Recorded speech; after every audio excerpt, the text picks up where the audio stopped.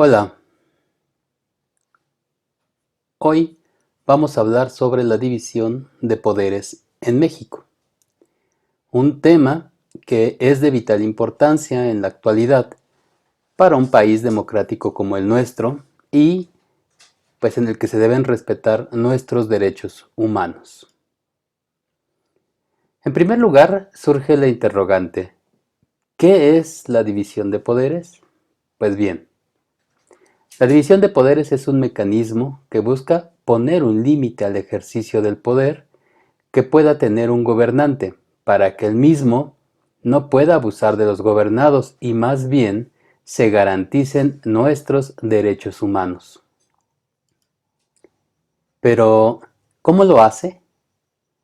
Primero, habrá que recordar que en la antigüedad, la persona que gobernaba creaba las leyes a su antojo, sin pensar en el pueblo. Ponía en práctica esas leyes y castigaba a quienes él decía que no las habían cumplido. Es decir, él era todo el poder, él mismo era la ley. Debido a lo anterior, existieron muchos abusos por parte de aquellos gobernantes que gozaron de un poder absoluto y sin restricciones. Fue por ello que se buscó limitar este poder que tenían los gobernantes, pues como una forma de evitar que hicieran lo que quisieran, olvidándose del pueblo y del respeto a nuestros derechos. Ajá. ¿Y cómo funciona la división de poderes? Pues de manera general, se puede decir que la división de poderes funciona así. Por un lado tenemos un órgano de gobierno que crea las leyes, pensando en las necesidades de toda la nación y respetando los derechos de todas las personas. Por otro lado, tenemos otro órgano de gobierno, que es el que deberá estar al pendiente de que toda la población cumpla con esas leyes. Cuando se percate de que alguien la incumpla, pues lo detendrá y lo llevará ante un juez. Finalmente, tenemos otro órgano de gobierno distinto de los dos anteriores, y él será quien recibirá a las personas o a la persona acusada de no haber cumplido con la ley y, después de haberlo escuchado a él y a quien lo acusa, determinará si efectivamente es responsable o no y si deberá ser castigado o no.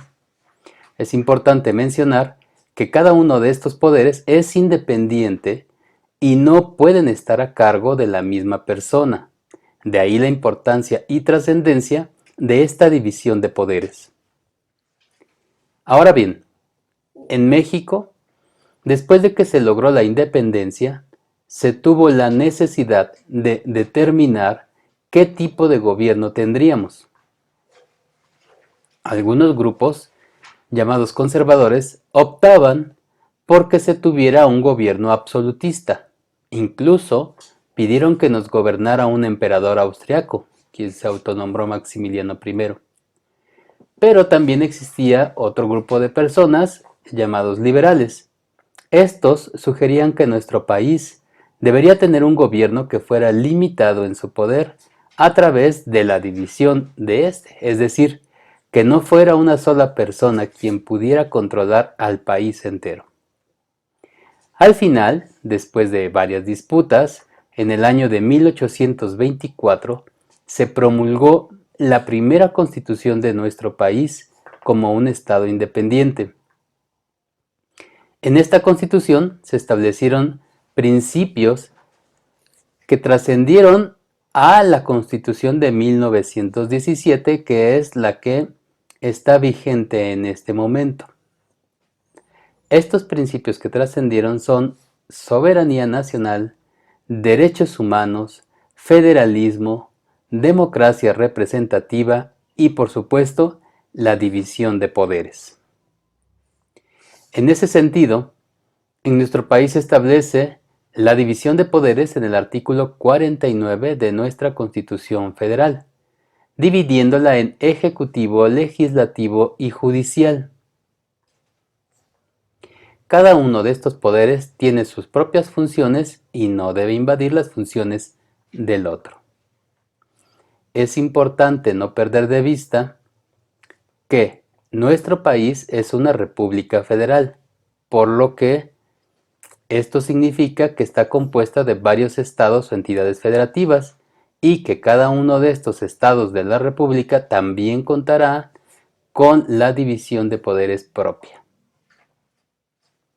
Bien, empecemos entonces por hablar de la división de poderes a nivel federal, que, como ya dijimos, se divide en tres: legislativo, ejecutivo y judicial. Entonces, el poder legislativo está a cargo del Congreso de la Unión, el cual se encarga de crear las leyes que regirán en todo el país. Imponen las contribuciones necesarias para cubrir el presupuesto de toda la federación, es decir, lo que nos vamos a gastar en cada año, bueno, y entre otras cosas. El Congreso está formado por una Cámara de Diputados y una Cámara de Senadores. La Cámara de Diputados se compone de 500 diputados federales, mismos que son elegidos por la población mediante el voto. De estos 500 diputados federales, 300 se eligen mediante el principio de mayoría relativa y los 200 restantes se eligen mediante el principio de representación proporcional. Por su parte, la Cámara de Senadores se compone de 128 senadores, los cuales también se eligen mediante votación. Se entiende que son 4 senadores por cada entidad federativa, por eso el total de 128. De los cuales 2 se eligen mediante el principio de mayoría relativa, 1 por representación proporcional y 1 más por ser la primera minoría. Por su parte, el Poder Ejecutivo Federal está a cargo del Presidente de la República, quien es electo por la población en general mediante el principio de votación directa, es decir, el que reciba más votos gana. Él puede estar en su encargo únicamente por una vez y durante el periodo de 6 años. El presidente de la República, como representante del Poder Ejecutivo, es el encargado de la administración de toda la federación y de establecer las relaciones en el ámbito internacional.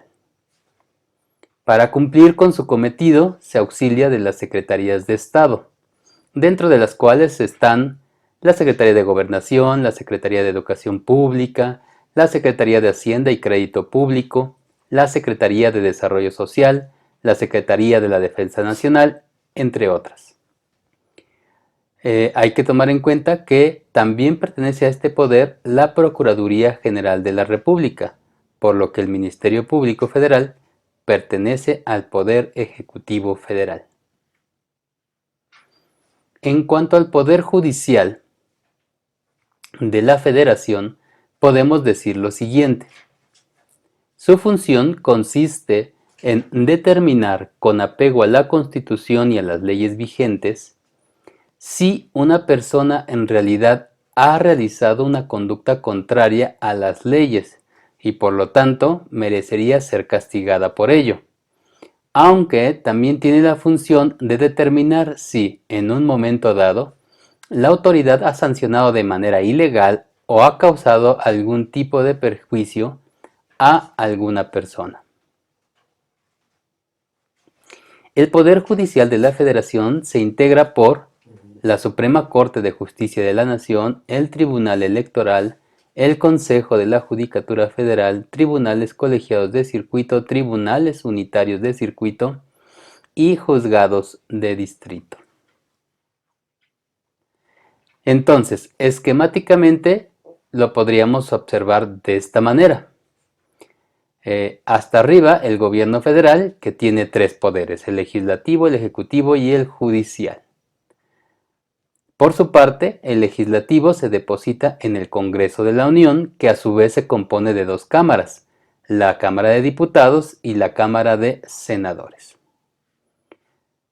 En cuanto al Ejecutivo, está a cargo del Presidente de la República, que a su vez auxilia de las Secretarías de Estado y la Procuraduría General de la República.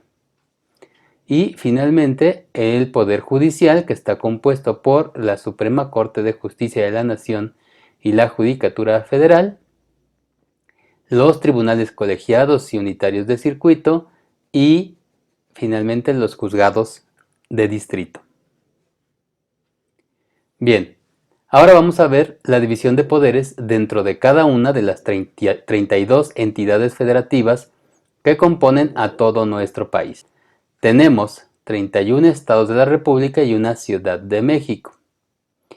La división es igual que a nivel federal. Tenemos un poder legislativo, un ejecutivo y uno judicial por cada una de las 32 entidades federativas. Es decir, tenemos 32 congresos estatales, 31 gobernadores más un jefe de gobierno y 32 poderes judiciales estatales. Bien, como ejemplo entonces vamos a ver al Estado de México. Podemos decir, se encuentra representado por el Congreso local en cuanto al poder legislativo. Se encuentra representado por el Congreso local, el cual se compone únicamente de diputados. Ojo, aquí solo hay diputados. En los congresos locales no hay senadores. Su labor consiste en crear leyes que no sean exclusivas del Poder Legislativo Federal, claro, y que apliquen solo para su propia entidad federativa. También deben decretar las contribuciones necesarias para cubrir los gastos de la entidad como de los municipios, así como aprobar el presupuesto anual de su entidad federativa y fiscalizar el gasto público, entre otras. El número de representantes en las legislaturas de los estados, a diferencia del federal, será proporcional al número de habitantes de cada uno de estos estados. Es decir, cada entidad federativa tiene un número distinto de diputados locales, pues estos van a depender del número de habitantes que haya. Y bueno, estos diputados locales son electos según los principios de mayoría relativa y de representación proporcional. Por su parte, el poder ejecutivo de cada entidad federativa, en este ejemplo, el Ejecutivo del Estado de México, este cargo implica la función administrativa de la entidad federativa y se deposita en una sola persona que se denomina gobernador en cada uno de los 31 estados y se denomina jefe de gobierno en el caso de la Ciudad de México. Para cumplir con sus funciones, al igual que el Ejecutivo Federal, se auxilia de varias secretarías que están a su cargo, así como de la Procuraduría General de Justicia del Estado. El encargado del Poder Ejecutivo también se elige por votación y dura en su encargo 6 años. En cuanto hace al Poder Judicial de cada entidad federativa, este se encarga de la actividad jurisdiccional, es decir, va a determinar si efectivamente una persona es responsable de la conducta que le atribuyen y que es contraria a las leyes y si por ello merece ser castigado o no. Este poder está a cargo del Tribunal Superior de Justicia del Estado, el Consejo de la Judicatura del Estado y los juzgados de primera instancia. Entonces, esquemáticamente lo podríamos observar de esta manera. Hasta arriba está el gobierno de cada entidad y este gobierno, al igual que en el federal, se divide en poder legislativo del Estado, poder ejecutivo del Estado y poder judicial del Estado. El legislativo se deposita en un congreso local que a su vez se compone de solamente una Cámara de Diputados. El ejecutivo a cargo del gobernador del estado, el poder ejecutivo está a cargo del gobernador del estado o del jefe de gobierno en el caso de la Ciudad de México. El ejecutivo además de cada una de las entidades, al igual que el presidente de la República, se va a auxiliar de las secretarías de cada estado y de la Procuraduría de Justicia de cada una de estas entidades. Y finalmente, el Poder Judicial, que está compuesto por el Tribunal Superior de Justicia del Estado, el Consejo de la Judicatura del Estado y los juzgados de primera instancia. Bien, pues así estaría conformado justamente, o está conformada la división de poderes. Entonces hay división de poderes a nivel federal y hay división de poderes a nivel estatal. Esto ha sido todo por este tema. Espero que esta información sea útil para ustedes y nos vemos en otro tema. Adiós.